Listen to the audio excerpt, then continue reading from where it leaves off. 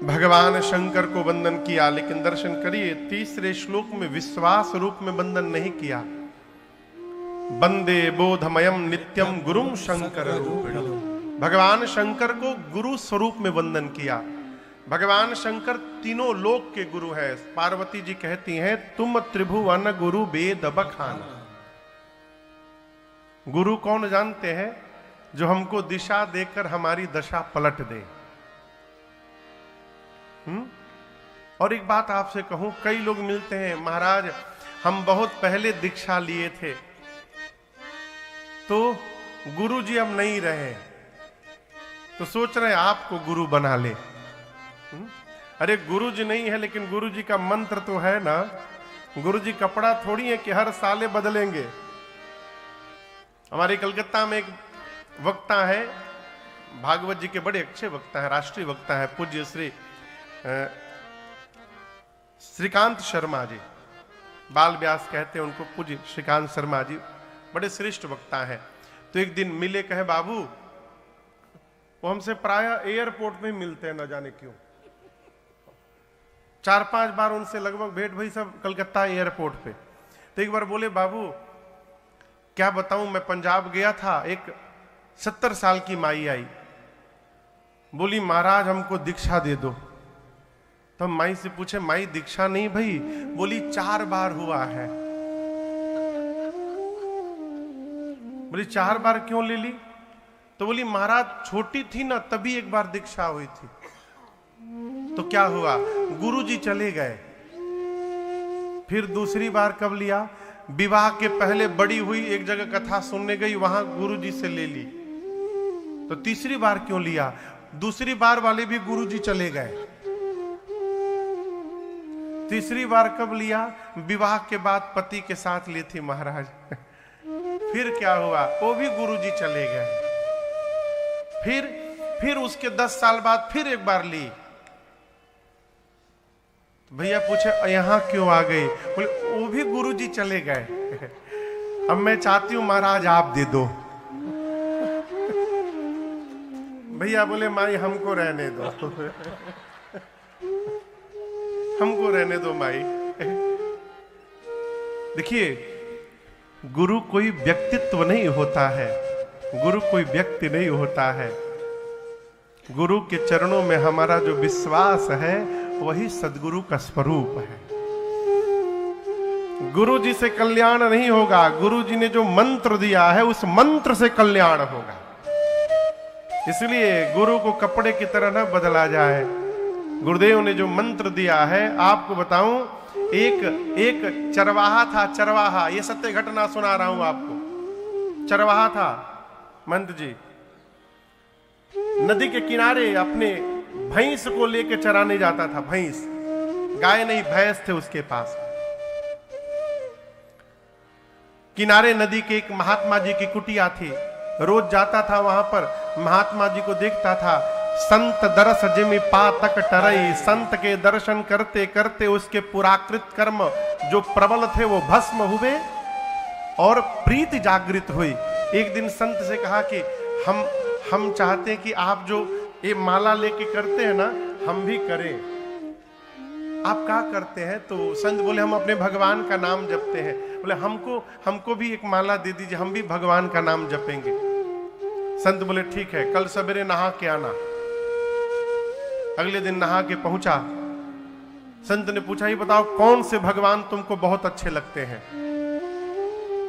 बोला कि वो बाघ वाले, शेर वाले भगवान। कौन भगवान आप समझ रहे हैं? कौन? नरसिंह भगवान। तो उसको नाम याद नहीं था, बोला शेर वाले भगवान। बोला ओहो नरसिंह भगवान, ठीक है तुम जाओ नरसिंह नरसिंह जपना। वो याद किया, 10 बार रटा नरसिंह नरसिंह, रट के चला, भैंस लेके चराते जा रहा था, नरसिंह नरसिंह करते जा रहा था। तब तक एक पत्थर से पांव में ठोकर लगा, गिर गया तो देखा अंगूठे से खून निकल रहा है। बेचारा उसको पोछा ओछा, उस पर मिट्टी उट्टी लगाया और 2 मिनट इसी में फंसा रहा, तब तक नाम भूल गया। अब उसको नरसिंह का केवल सिंह याद रहा, नर भुलाई गया। अब कहा गुरुजी क्या बताए थे सिंह लगा था उसमें, ऐसा सिंह जैसा कुछ था। अब उसको नाम याद ना आवे तब तक उसको अपनी भैंस दिखाई पड़ी। अब भैंस के सिर पर सिंह दिखाई पड़ा, बोला ओहो भैंस का सिंह। गुरुजी नाम दिए नरसिंह, और वही जपता रहा भैंस का सिंह, भैंस का सिंह। और आपको बताऊं, उसकी श्रद्धा देखकर एक दिन उसको भगवान ने साक्षात दर्शन देकर उसको कृतार्थ कर दिया। वाल्मीकि जी ने राम नहीं जपा था, उल्टा नाम जपत जग जाना, वाल्मीकि भय ब्रह्म समाना। हमारे एक चाचा हैं, उन्होंने एक दोहा लिखा है, वाल्मीकि के जाप से निकला यह परिणाम, क्या श्रद्धा होनी चाहिए,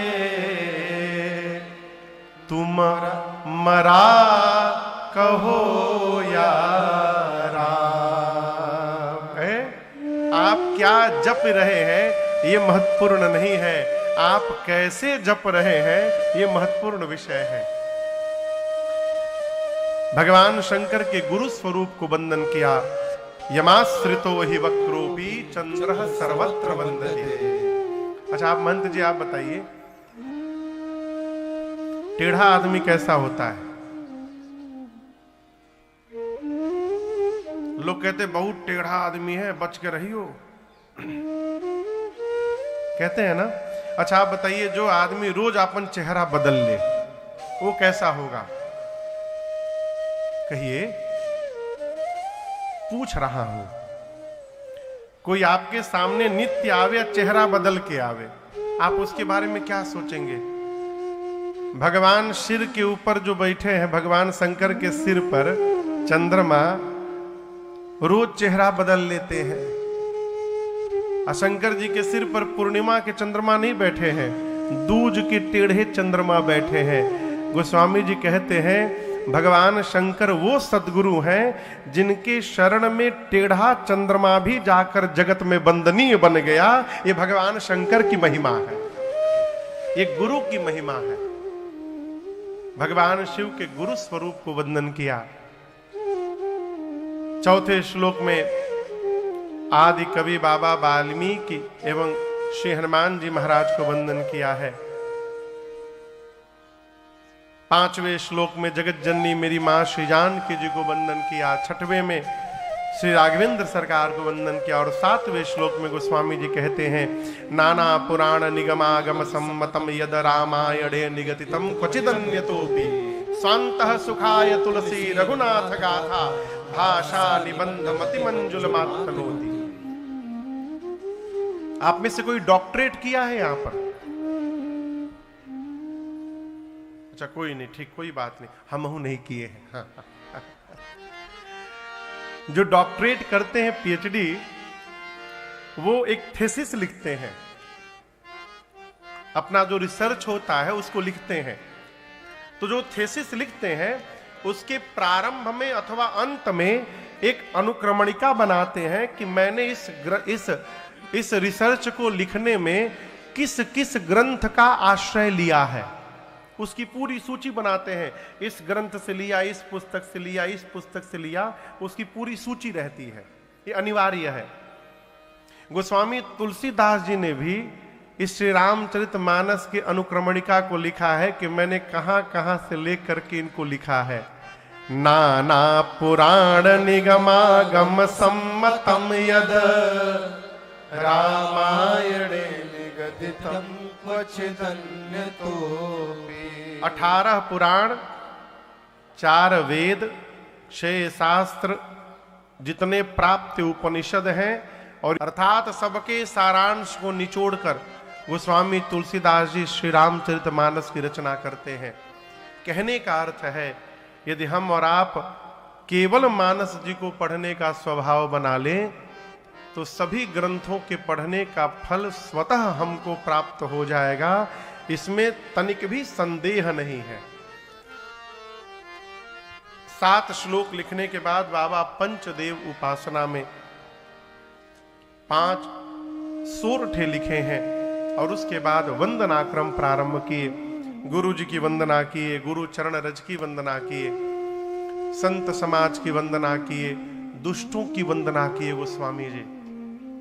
फिर भगवान के परिकर समाज के, भगवान के नाम की, सबकी वंदना करने के बाद कथा को लेकर तीर्थराज प्रयाग गोस्वामी जी पहुंचते, कहते हैं भरद्वाज मुनि बसहि प्रयागा, भरद्वाज मुनि बसहि प्रयागा, तिन्हि राम पद अति अनुरागा, तिन्हि राम पद अति अनुरागा, तापस समदम दया निधाना, तापस समदम दया निधाना, परमारथ पथ परम सुजाना, परमारथ पथ परम सुजाना, माघ मकर गत रविदब होई, माघ मकर गत रवि जब हो, प्रणाम। तीरथ पति आव सब कोई, तीरथ पति अब सब कोई, मज्जहि प्रात समेत उछाहा, मज्जहि प्रात समेत उठावा, कहीं परस पर हरि गुण गाहा, कहीं परस पर हरि गुण गाहा, कहीं परस पर हरि गुण गाहा, कहीं परस पर हरि गुण गाहा।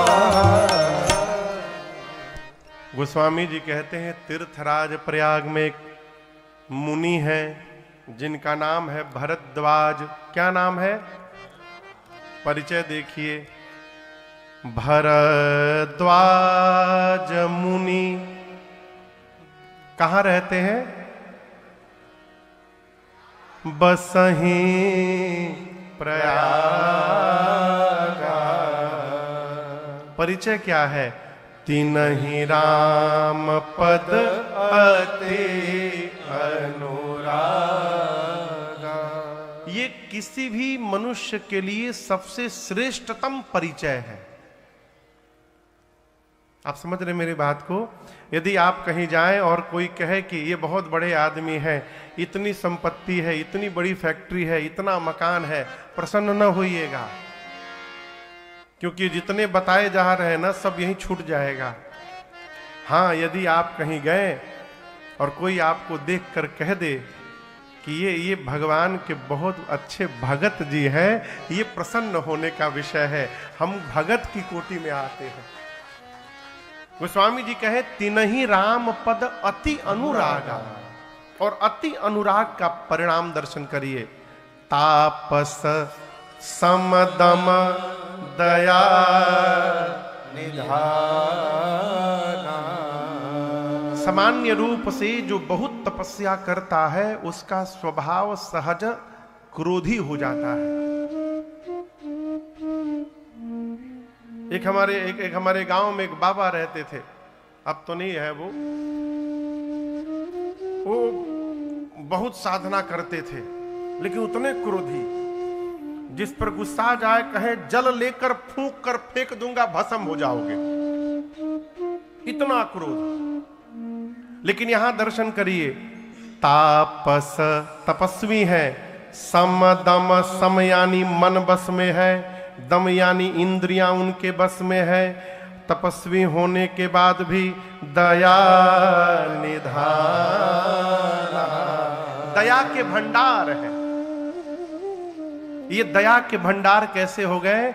राम पद अति अनुराग का प्रभाव है। देखिए, भगवान के चरण में प्रीति करने वाला क्रूर नहीं हो सकता, भगवान के चरणों में अनुराग रखने वाला निर्दयी नहीं हो सकता। ये भगवत चरणानुराग का परिणाम है दया निधाना। परमार्थ पथ पे यात्रा करने वाले पथिक हैं कौन? श्री भरद्वाज जी। अभी प्रयाग में कुंभ का मेला लगा है।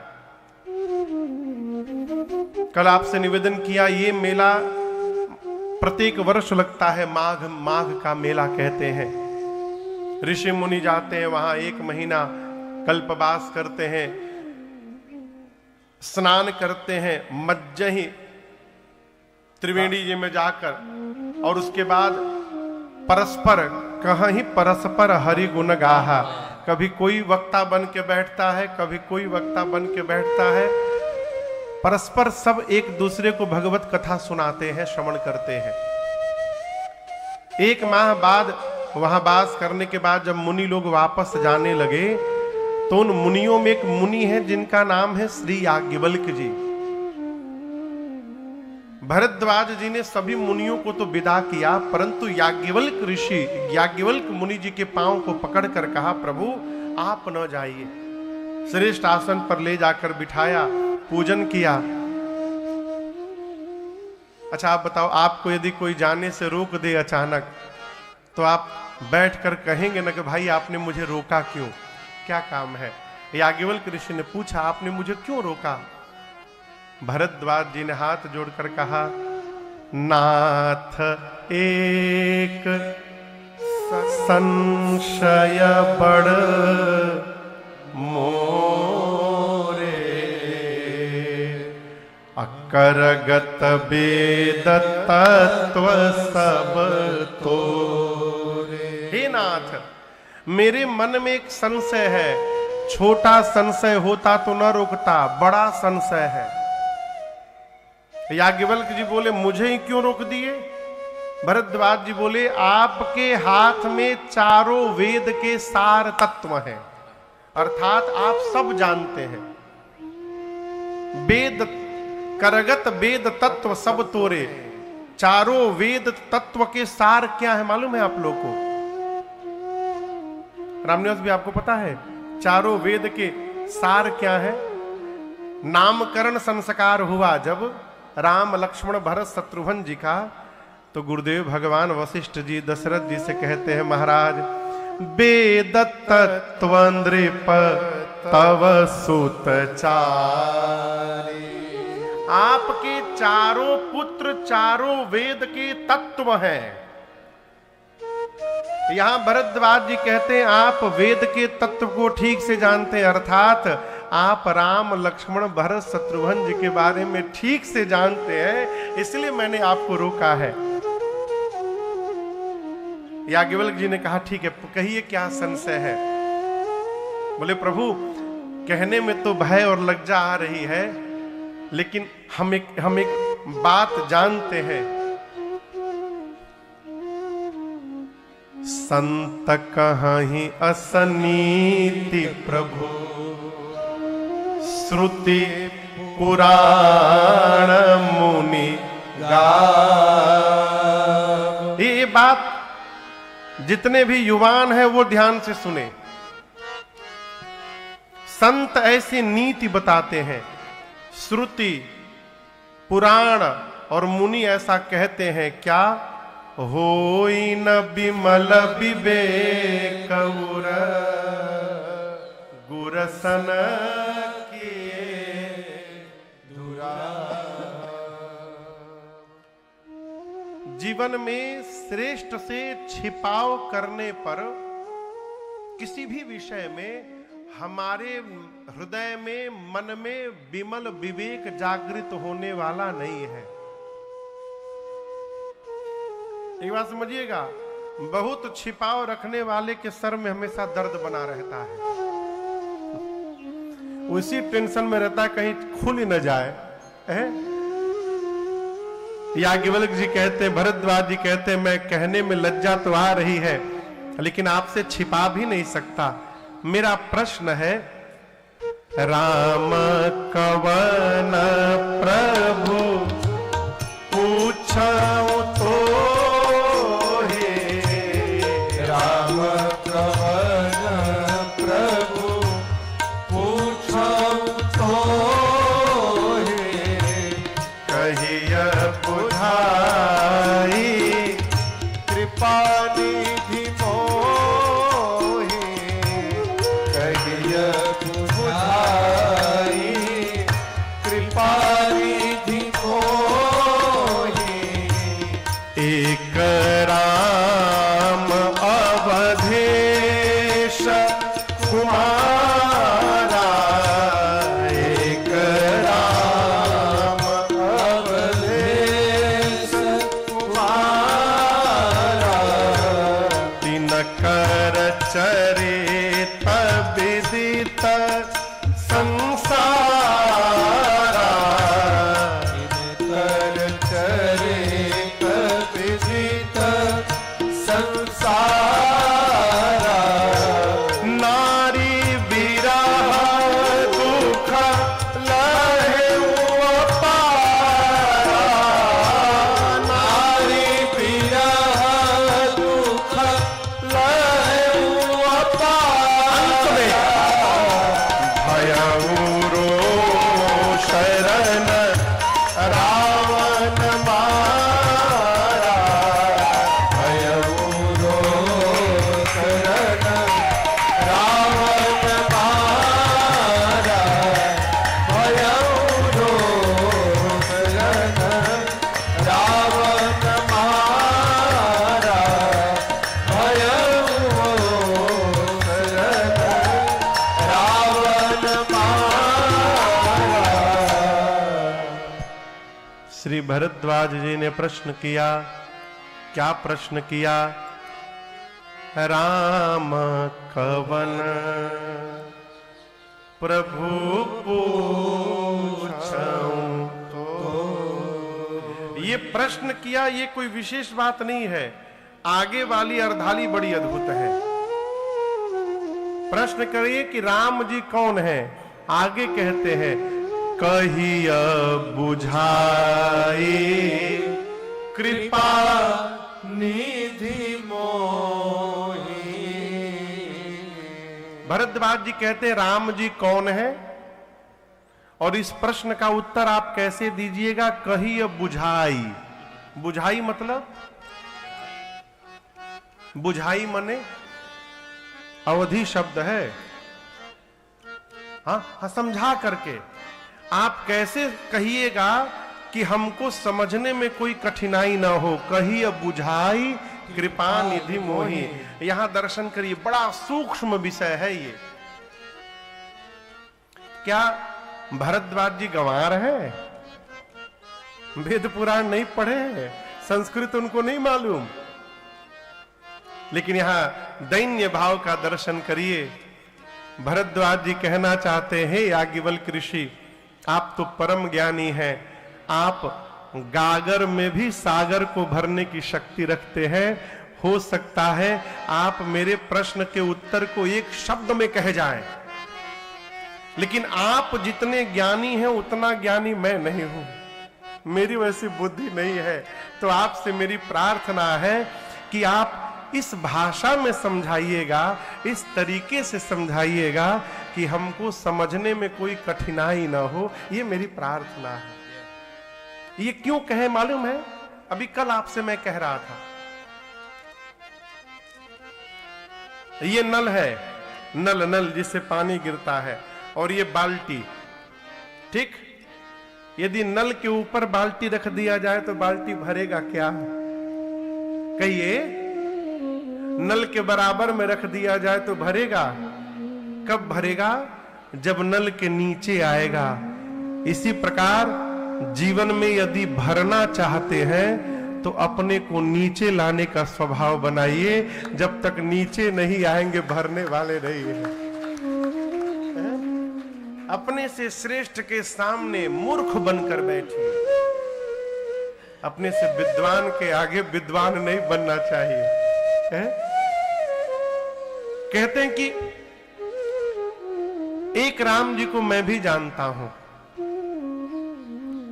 चक्रवर्ती सम्राट महाराज श्री दशरथ जी के कुमार राम, जिनकी कीर्ति तीनों लोक में विदित है। उनकी पत्नी जगदम्बा श्री जानकी जी का हरण हुआ, उनको क्रोध आया, युद्ध में जाकर रावण का अंत कर डाले। उन राम जी को तो मैं जानता हूं। याज्ञवल्क्य ऋषि पूछे जानते हैं तो क्या पूछ रहे हैं? भरद्वाज जी बोले मैं जानना चाहता हूं जिन राम जी को मैं जानता हूं, क्या शंकर जी भी उन्हीं राम जी का नाम जपते हैं कि शंकर जी वाले कोई और राम जी हैं, मेरे वाले कोई और राम है? ये दोनों अलग अलग राम है कि दोनों एक ही राम है? ये मेरा प्रश्न है। और दर्शन करिए, भरद्वाज जी के प्रश्न को सुनकर याज्ञवल्क्य ऋषि आनंद में आ गए। प्रश्न करने वाले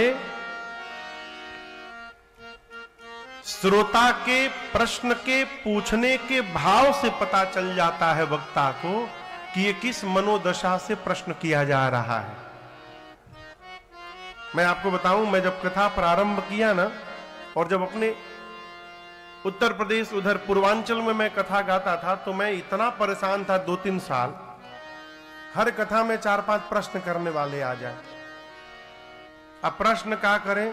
सुदामा जी के पिताजी का क्या नाम था? हमको एक बार पूछना पड़ा, ये बताओ, इधर आओ, राम कथा में सुदामा जी कहां से आ गई, पहले बताओ तो। और सुदामा जी के पिताजी का नाम यदि पता भी चल गया तो क्या उनका आधार कार्ड बनाना है आपको? सुदामा जी से मतलब रखो ना, उनके बाबूजी बाबा तक क्या जाने का मतलब है? ये क्या है? कथा भगदन से कोई लेना देना नहीं, महाराज को कितना आता है ये जानना है। एक बात समझिएगा, भगवान को छोड़कर धरती पर कोई पूर्ण नहीं है, सब अपूर्ण है। कोई पूर्ण नहीं है, केवल भगवान ही पूर्ण है। जिससे जितना अपने काम का मिले उतना ही स्वीकार करिए और भजन करते हुए आगे बढ़ते रहिए। ये श्रेष्ठतम मार्ग है।